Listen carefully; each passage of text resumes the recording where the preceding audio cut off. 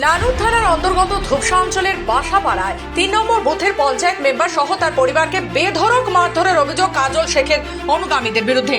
৩ নম্বর বুথের পঞ্চায়েত মেম্বারের অভিযোগ, অনুব্রত অনুগামী হওয়ার কারণেই তাদেরকে বেধড়ক মারধর করে কাজল শেখের অনুগামীরা।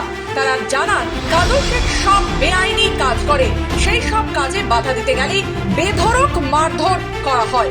বুথ মেম্বার জানান তারা প্রায় ১.৫ মাস ঘর ছাড়া ছিলেন, বাড়ি ফিরতে তাদের পরিবারের সবাইকে মারধর করে, এমনকি মহিলা সহ বাচ্চাদেরকেও মারধর করে, এমনটাই অভিযোগ তাদের।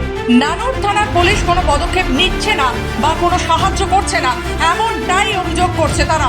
সেই কারণে বোলপুরের এসডিও অফিসে এসে অভিযোগ দায়ের করতে আসেন তারা।